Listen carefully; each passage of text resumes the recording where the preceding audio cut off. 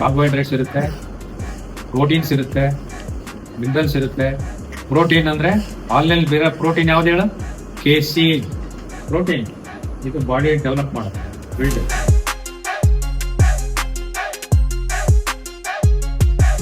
Microns ಅಂತ 1 ಮಿಲಿಮೀಟರ್ನಾಗ 1,000 divide ಮಾಡ್ಬೋದು. Like that you cannot see with your I.